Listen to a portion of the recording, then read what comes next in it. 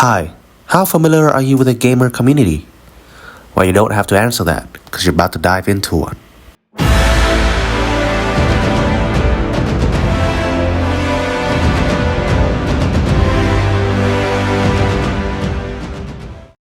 Welcome to the world of Elden Ring. Elden Ring was a game created by Hidetaka Miyazaki and published by From Software Company as an open-world RPG in 2022, also winning Game of the Year for that year. It is part of the Soulsborne genre, meaning it is designed to be extremely difficult, with focus on traversing a large world filled with enemies set in a dark fantasy setting. Soulsborne refers specifically to the Dark Souls game series and Bloodborne, as they were those that set the theme for the genre, fantasy setting, and extremely high skill requirement. Elden Ring follows a storyline. The Elden Ring is a powerful concept that grants anyone who wields it the right to rule the lands between. However, 2,000 years ago, Queen Marika, the one who wielded the ring, smashed it to pieces and sealed herself within the Earth Tree. The ring fragments fell into the hands of her descendants, and a war to claim the right to rule began. However, the right to the ring does not vest within just Marika's descendants. Anyone could wield it. Thus, our character arose from the ashes of the battle to embark on a quest for the throne of the Elden Lord. While beyond the lore, you can customize your character before starting a run, and the NPCs refer to you as the Tarnished, the warrior who seeks the blessing of grace to restore the Elden Ring. You can search for equipment, gears, and collect herbs to make potions, anything to help you face the dreadful world of Elden Ring. Whenever you're killed, you are revived as part of the game mechanics, so you can keep challenging the bosses of the game. And that is where the hardship comes in, because the bosses are so difficult, often you won't be beating them in just one go. Elden Ring is not a linear game. You can choose your progression and dictate your experience, depending on which direction you choose to go within the game. Elden Ring has a large player community, and so the Elden Ring official Discord server is a public channel for fans of the 2022 Game of the Year to unite and share the experiences together as a community. When you first take a look at the server, what strikes out most is how structured and organized the server seemed. Different channels are segmented into different categories based on function and platform, ensuring space and recognition for all. The server is governed by a complex set of 15 rules to ensure order and respect, coupled with an active moderator team that doles out punishment whenever required to keep the place in order. The Discord server is very lively, with more than 400,000 Tarnished taking part in the community and around 50,000-ish always online. When you turn on Discord, you can always see chat logs refreshing and renewing constantly, with people chatting and sharing their experiences with the game, and also the world beyond the game.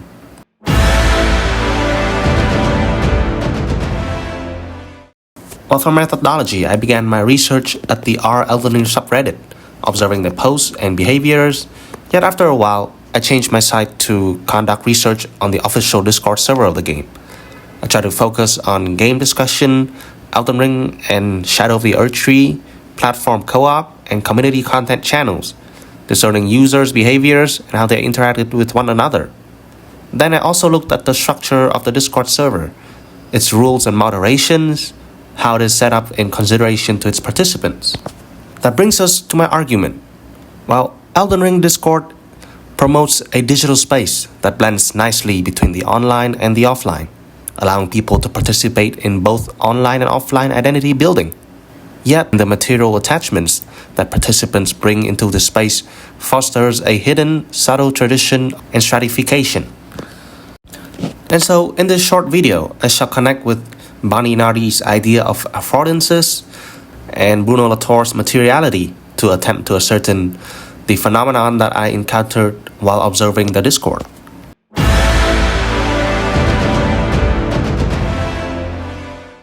For Bonnie Nardi, affordances are the possibilities for actions that a technology offers. However, they are not fixed features of a technology, but they are very context dependent. And so affordances are relational. They are shaped by how individuals understand and navigate technology within their social worlds.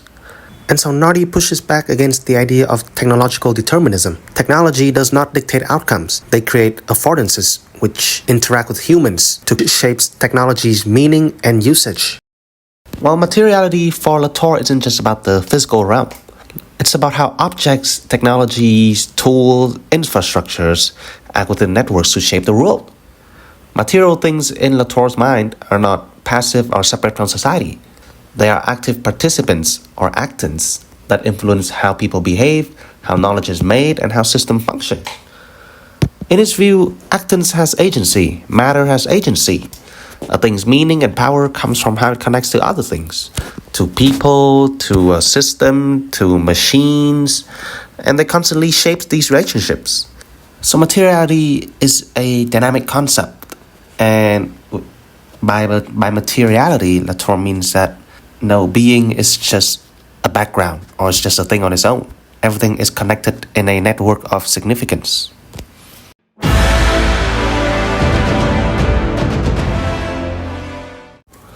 To start off the analysis, well, the Elden Ring Discord server poses itself as a complex digital space, allowing the fluid combination of offline and online identity to thrive.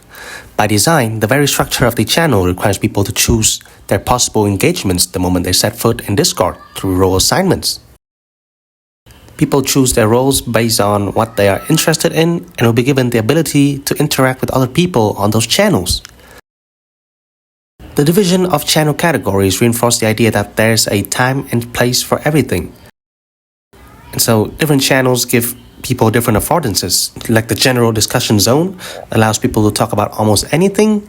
The Alexander hub only allows people to type pass down, which would pass Alexander further down the chat. Or the Elden Beast channel, which only permits people to post pictures of their pets, which they will frame into the title of Elden Beast, the final boss of the game. These tailored affordances, coupled with a comprehensive protective list of rules, promote a digital space where people can choose what they want to interact with, and permit no behavior posing a threat to others. Thus, this complex setup seemingly creates a safe community and fandom for people to participate. From my point of view, the affordances of the Elden Ring Discord hub not only structure user interactions, but they also actively shape and support ongoing processes of identity formation. Based on my observations, the platform design enables users to shift between multiple identities within a single digital environment. One moment, a person can be an Elden Lord or Lore Master in the Lore Hub. The next moment, they appear as a gaming pro, showing off their skills in combat and PvP. Then a while later, that person can also appear just as a fashionista in the Elden Fashion Zone, showing off their ability to mix their in-game outfits. These identity performances are not seen as contradictory within the server. Rather, they are accepted and expected as part of the identities that the platform allows and encourages. This phenomenon is particularly interesting to me because it both distinguishes and blends online and offline identities. There are very specific channels like Elden Beast, Media, and Off Topic, where it is implied that people should only talk about their engagement with the world at large or their personal life. However, even these conversations are frequently infected with the language of Elden Ring. Game knowledge bleeds into everyday perception, offering a shared vocabulary through which users make sense of their life. Meanwhile, other channels like PvP and Elden Ring's Shadow of the Earth Tree discussion implies that I should be talking about the game here. Yet people also find a way to translate their engagement with the world beyond Elden Ring into their discussion. In these ways, users bring the world into the game space and the game out to the world, collapsing the boundary between what is considered digital or physical. From my observation, this certain dynamic creates a fluid combination between virtual and real-world identities, where users' in-game personas do not exist in isolation, but are entangled with their broader lives. However, does this mean that the official Discord of Elden Ring is a utopian community, where only good deeds are done and people have full control over what they want to interact with? Well, my initial observations showed that this was almost the case. The site is a complex labyrinth of rules with active moderators shutting down any users that attempt to violate the structural integrity of the community. Yet, as I further observed the flow of interactions within the community, I began to notice some cracks along the line. The Elden Ring Discord server reinforces a socio-economic divide embedded within the game's design and the platform structure. Elden Ring requires a very specific threshold of configurations to play. For PC, costing around $1,000, while for console, one would need at least the new PS5 to run the game smoothly, which would cost around $500. A console gives a very different experience with the game compared to PC. It has much worse latency, frame rates, and connection. And so this technological imbalance creates a fundamental divide between players of the game, between those who own a PC and those who play through console. In this sense, the platform through which we play the game doesn't just merely act as a stationary bridge between them and Elden Ring. They take on a very active role in shaping how different people see the game. The gaming platforms are very deeply connected to a socio-economic split apparent before people even get to touch Elden Ring. And in doing so, that wealth inequality forms the affordances in which players can use to interact with the game. And often, console players are given much less affordances than PC players. This divide in accessibility is mirrored in the very structure of the Elden Ring Discord server. Channels are segmented by function, PvP, builds, lore discussion, trading, and by platform, including dedicated spaces for PC, Xbox, and PlayStation users. At first glance, this arrangement gives me the impression of inclusivity and preparedness, as though every player, regardless of platform or playstyle, has a clearly designated place. The design appears thoughtful or even generous, like an attempt to accommodate a diverse user base and ensure smooth communication. However, the deeper I engaged with the server, the more this functional division began to reveal itself as a kind of segregation. These platform-specific channels, though created with the intention of matching users efficiently, also inadvertently separate players along the material lines. Those who play on PC rarely interact in console-specific spaces, and vice versa.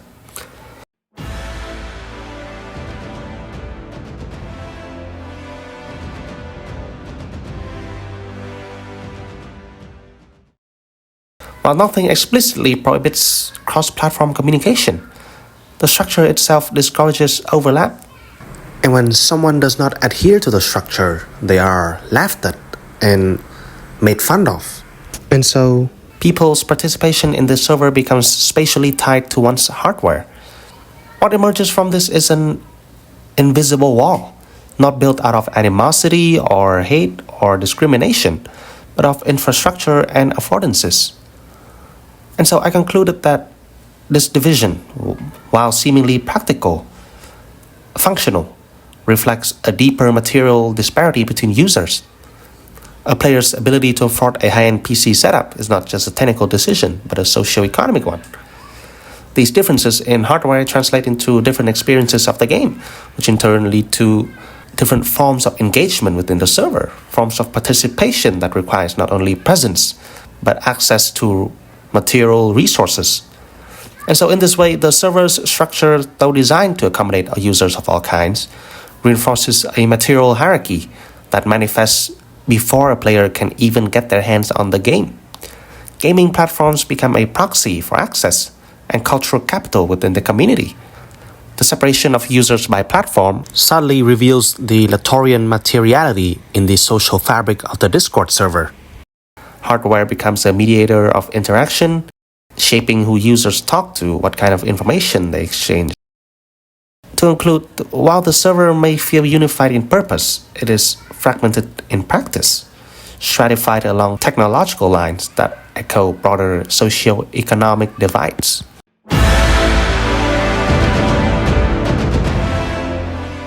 To summarize, Elden Ring Discord server is an online community focused around the Game of the Year of 2022, Elden Ring.